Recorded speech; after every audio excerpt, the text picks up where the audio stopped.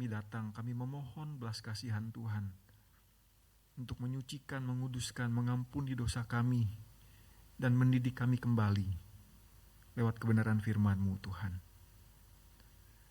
Kami memohon Tuhan, Engkau berkenan untuk berbicara kepada kami, memampukan kami untuk boleh mengerti kedalaman isi hati Tuhan, walaupun di dalam keterbatasan kami. Kami memohon Tuhan, izinkan kami untuk masuk ke dalam hati-Mu ketika Engkau ada di atas kayu salib itu dan berbicara kepada orang-orang yang ada di sekitar, kepada Bapa. Kami ingin bisa masuk dan mengerti kedalaman isi hati Tuhan. Izinkan kami ya Tuhan. Tolong kami ketika kami membaca dan merenungkan firman-Mu. Di dalam nama Tuhan Yesus kami berdoa. Amin. Silakan duduk Bapak Ibu Saudara.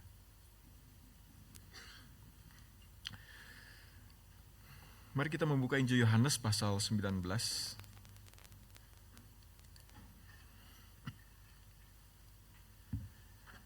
Yohanes pasal 19 ayat 25 hingga ayat yang ke-27. Tema kita hari ini Love for All, kasih untuk semua orang. Injil Yohanes pasal 19 ayat 25 sampai 27 kita baca bersama-sama Bapak Ibu ya. Saya pakai terjemahan baru yang kedua. Demikian firman Tuhan. Bersama-sama. Dekat salib Yesus berdiri ibunya dan saudara ibunya, Maria, istri Klopas, dan Maria Magdalena. Ketika Yesus melihat ibunya dan murid yang dikasihinya di sampingnya, berkatalah ia kepada ibunya, "Ibu, inilah anakmu." Kemudian katanya kepada muridnya, "Inilah ibumu." Sejak saat itu, murid itu menerima dia di dalam rumahnya. Saya bacakan untuk kita sekali lagi, Bapak Ibu boleh menyimak atau membaca juga boleh. Dekat salib Yesus berdiri ibunya dan saudara ibunya, Maria istri Klopas dan Maria Magdalena. Ketika Yesus melihat ibunya dan murid yang dikasihinya di sampingnya, berkatalah ia kepada ibunya, "Ibu, inilah anakmu." Kemudian katanya kepada muridnya, "Inilah ibumu." Sejak saat itu, murid itu menerima dia di dalam rumahnya. Saya nggak bisa ngebayangin Bapak Saudara ketika Yesus mengatakan, "Ibu, inilah anakmu," itu dengan suara yang seperti apa, dengan raut muka, raut wajah yang seperti apa, apakah bisikan yang lemah, dengan kata-kata, kalimat, suara yang bergetar. Saya nggak bisa bayangin Bapak Ibu Saudara. Saya dari kemarin coba doa sama Tuhan, Tuhan gimana ya cara bisa membayangkan suasananya, kedalaman peristiwa itu, Bapak Ibu Saudara. Dari firman Tuhan yang kita baca, kita tahu Yesus waktu itu ada di atas kayu salib. Dekat salib itu berdiri ibunya dan 3 perempuan yang lain, Bapak Ibu Saudara. Kita tahu itu bukan situasi yang seperti banyak orang yang waktu itu sedang disalib, sedang dihukum. Tapi ini adalah Yesus. Yang banyak orang, murid-muridnya sudah mengatakan bahwa dia adalah Mesias, juru selamat dunia, raja yang dinantikan itu. Tapi kita juga tahu, kenapa sampai Yesus harus jatuhi hukuman yang paling berat, yang sebenarnya dia tidak pantas. Tapi karena banyak orang yang tidak suka, iri, banyak orang yang salah paham, Yesus tergantung di atas kayu salib. Tapi kita tahu juga bukan karena itu alasannya Bapak Ibu Saudara. Yang pertama, kita tahu bahwa Yesus di atas kayu salib karena dia mengasihi Bapaknya. Kenapa mengasihi Bapaknya? Bapak Ibu Saudara, Yesus naik ke atas kayu salib bukan sekedar karena orang-orang tidak suka, salah paham. Tapi dari awal ketika firman Tuhan mengatakan akibat Adam dan Hawa jatuh dalam dosa, firman Tuhan jelas di dalam Kejadian 3:15 mengatakan keturunan Adam akan meremukkan kepala ular. Saudara, orang-orang biasanya menggunakan istilah yang keren ya, proto-evangelism, pra-penginjilan, Itu penginjilan yang pertama, Bapak Ibu Saudara. Dari sejak pertama ketika manusia jatuh dalam dosa, Allah sudah tahu apa yang harus dia lakukan. Sudah pasti rencananya akan terlaksana. Dan Yesus menaati kehendak Bapaknya. Karena dia mengasihi Bapaknya. Saudara, bukan Yesus tidak bergumul, kita pernah baca di dalam Matius 26 ayat 36 sampai 46. Dia berusaha untuk nego kepada Bapaknya. Bapak, sekiranya cawan ini boleh lalu, tapi janganlah menurut kehendakku, melainkan kehendakmu yang jadi. 3 kali dia berdoa kepada Bapaknya. Tapi tidak ada suara, tidak ada jawaban dari Bapaknya. Dia tahu itu harus dia jalankan dan dia menaatinya karena dia mengasihi Bapaknya. Sudah di atas kayu salib itu, Yesus bukan hanya mengasihi Bapaknya. Di atas kayu salib itu, Yesus sedang menggenapi rencana Bapaknya bagi umat manusia. Bukan hanya bagi Allah Bapaknya, tetapi juga bagi umat manusia. Di atas kayu salib itu, Yesus sedang melakukan pekerjaan yang paling besar, paling agung, paling penting yang pernah dibutuhkan oleh manusia, yang pernah dikerjakan oleh seorang manusia. Saudara, di atas kayu salib itu tergantung nasib seluruh umat manusia di atas bahu Kristus. Dia sendiri pernah mengatakan bahwa dia datang untuk menyerahkan nyawanya bagi tebusan banyak orang. Saudara, Yesus di atas kayu salib karena dia mengasihi umat manusia yang tidak dapat menolong dirinya sendiri. Saudara, di atas kayu salib kita tahu apa yang menjadi bebannya, kesakitannya, apa yang harus dia tanggung dan derita. Saudara, di atas kayu salib kita tahu perjalanannya bukan hanya sehari 2 hari, tapi sejak pertama kali dia lahir ke dalam dunia.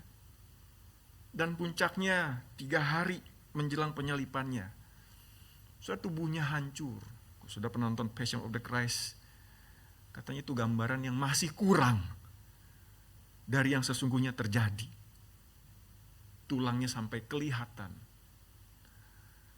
Tapi film juga bisa membuat kita salah arah, Bapak Ibu Saudara.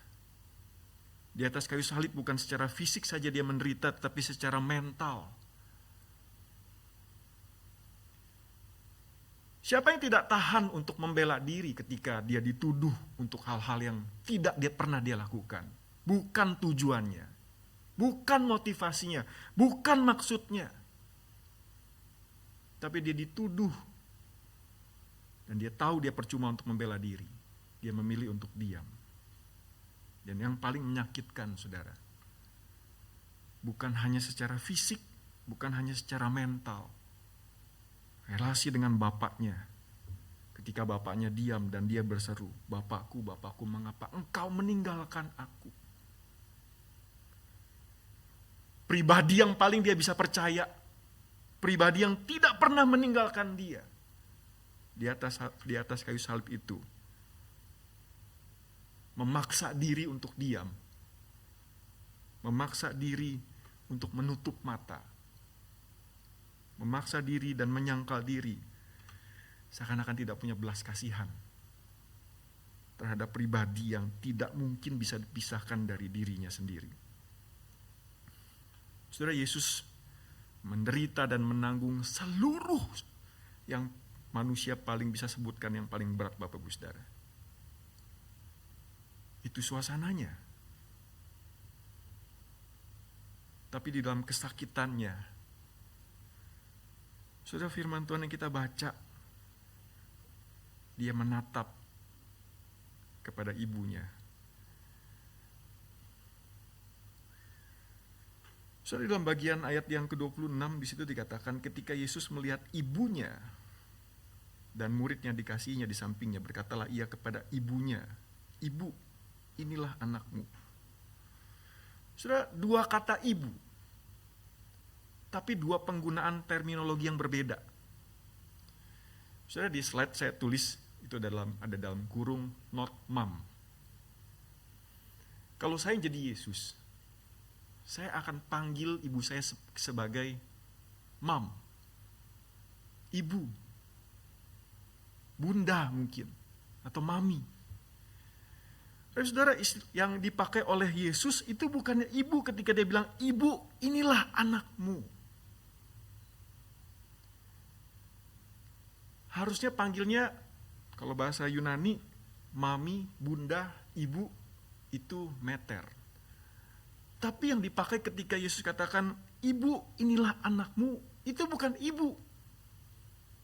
Tapi gunai, atau hai perempuan. Dia bukan panggil seorang perempuan yang melahirkan dia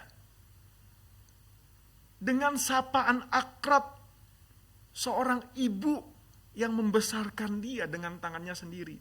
Yang hatinya terluka ketika lihat anaknya jatuh yang kecil itu. Yang hatinya gentar dan rasanya berteriak ingin, kalau boleh aku yang gantikan engkau di atas kayu salib. Saudara, salah seorang penafsir Alkitab namanya Clark, dia bilang begini, mengapa Yesus tidak panggil ibunya dengan ibu, meter, melainkan perempuan atau gunai?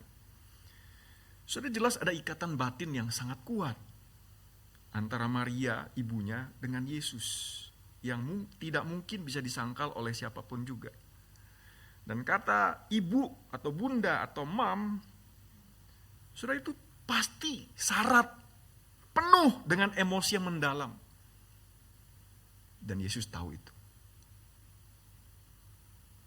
Sehingga dia memilih menggunakan kata, hai perempuan. Dia tahu bebannya Maria sebagai ibu sudah terlalu berat. Melihat dirinya dihina, difitnah, dicambuk, dipaku. Dia tahu, kalau bahasa Inggris itu agony, dari seorang ibu yang tidak mungkin bisa diselami oleh mereka yang belum pernah jadi ibu. Apalagi ini adalah Yesus, sang anak yang sempurna bagi Maria. Yesus tahu secara mental, secara kejiwaan, Maria pasti sangat terguncang. Sehingga dia berusaha untuk mengurangi. Seakan-akan sedikit mengurangi beban mental, beban emosi dari Maria. Sehingga dia katakan, hai perempuan. Saudara, Yesus memikirkan ibunya.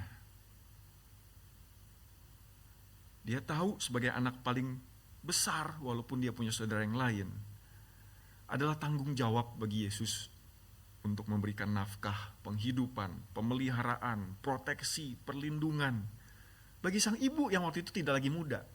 Saya coba hitung-hitung ya. Kalau Maria waktu itu kan disebut sebagai remaja yang sudah punya bayi, umur 14 tahun. Dan sekarang Yesus meninggal umur 33. Kira-kira Maria umurnya 47, Bapak Ibu Saudara. Kalau lebih tua dari itu 16, 49 hampir 50. Zaman itu bukan zaman yang mudah bagi seorang, kemungkinan besar memang Yusuf sudah meninggal. Seorang janda yang sudah paruh baya.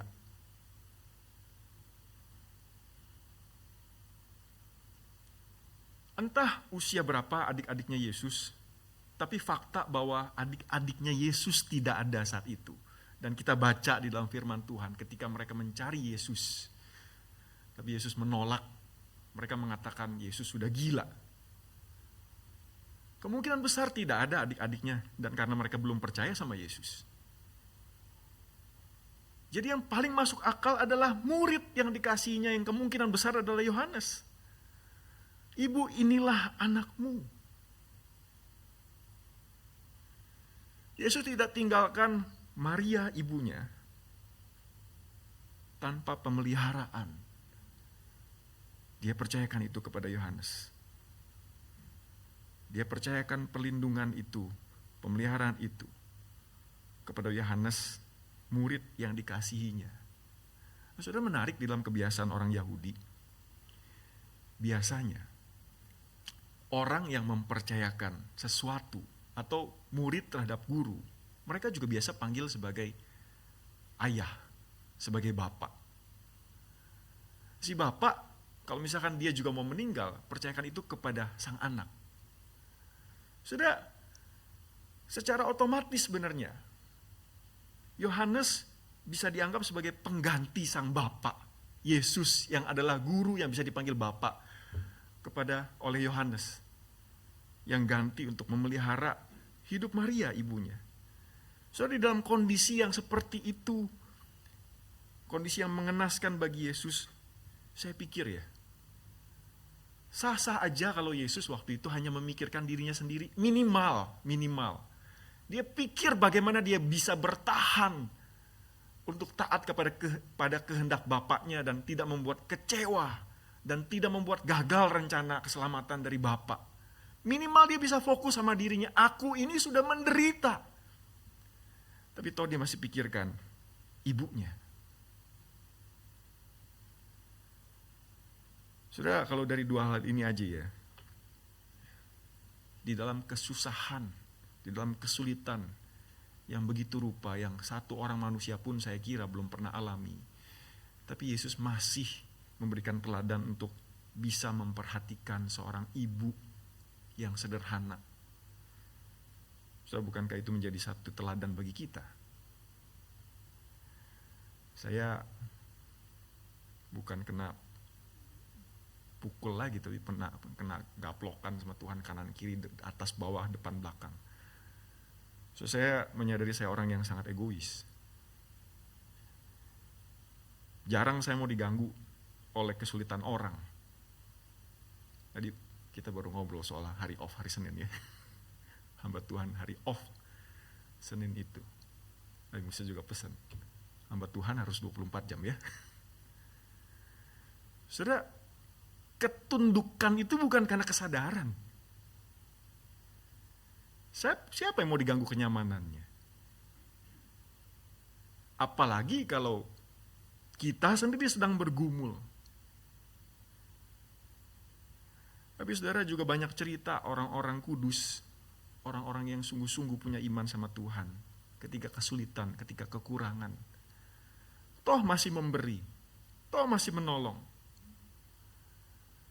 Saudara, kasih Yesus kepada ibunya bukankah mengajarkan kita banyak?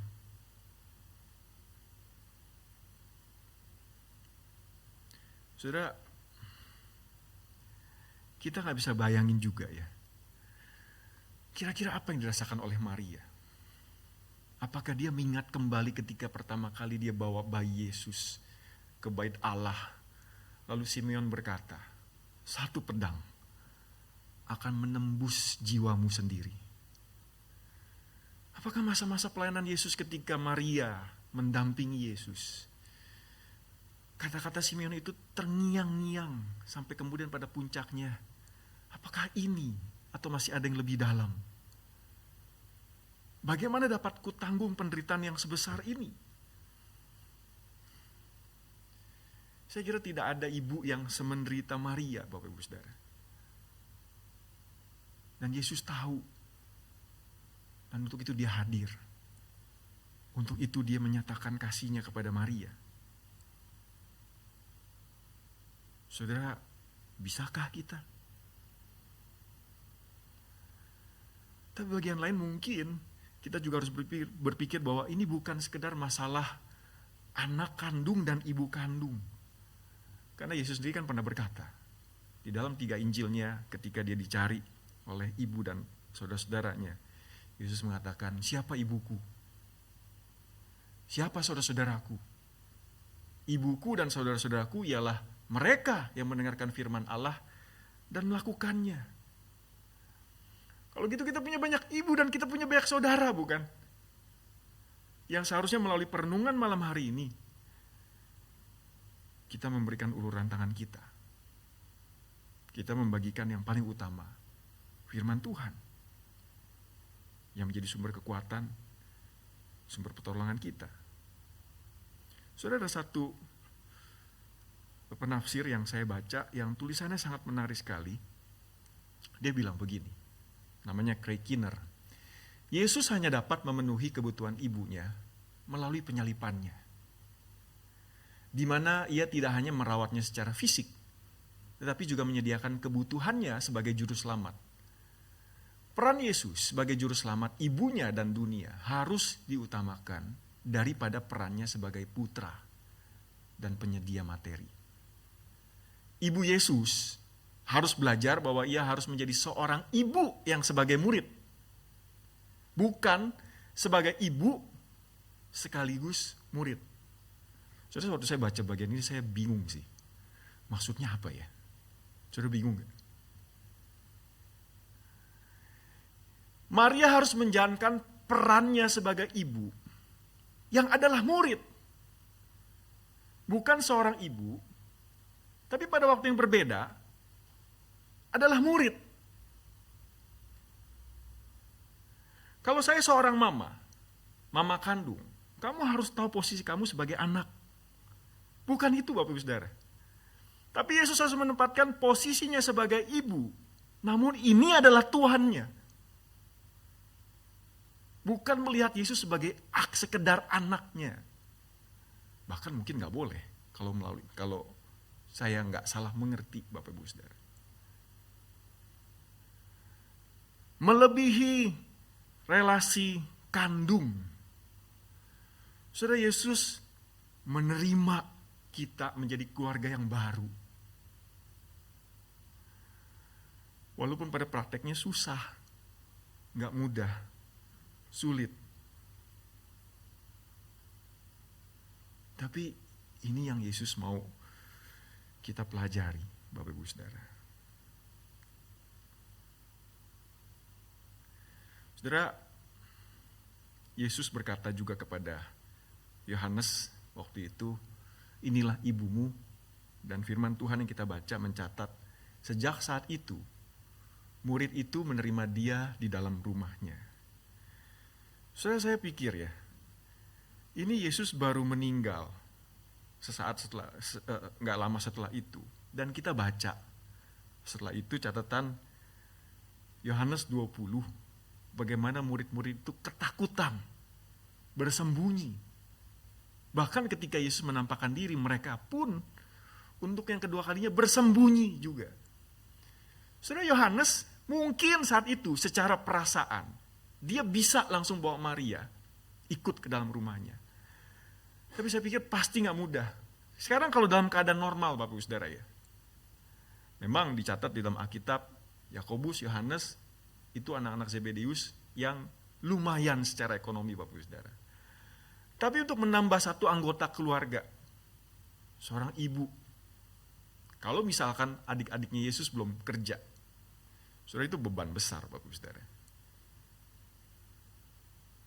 Secara hitung-hitungan duniawi, sebenarnya tidak mudah bagi Yohanes untuk menerima Maria sebagai ibunya.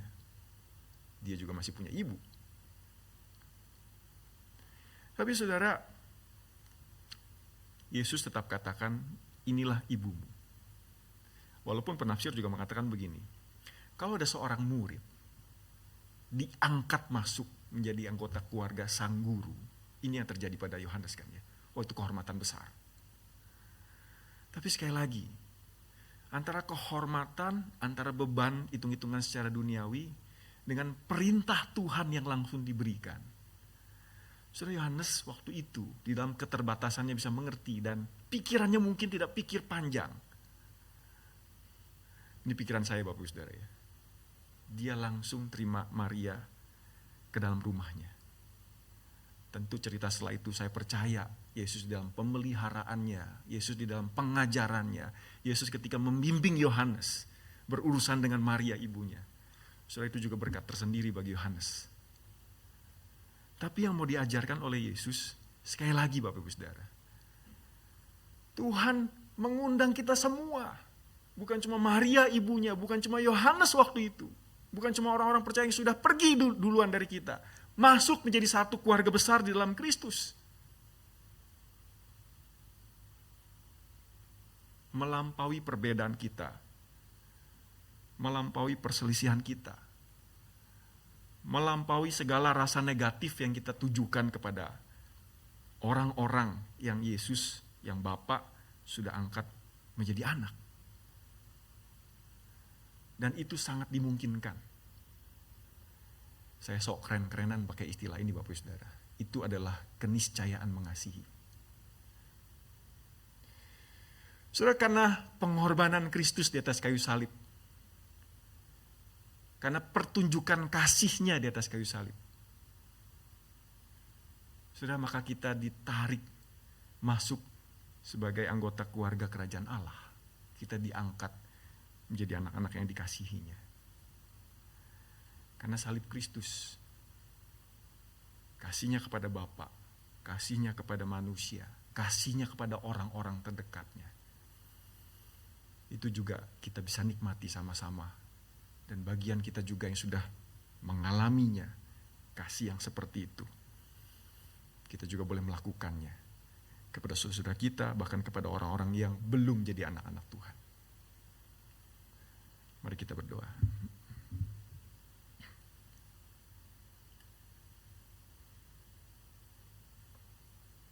Bapa di surga, kami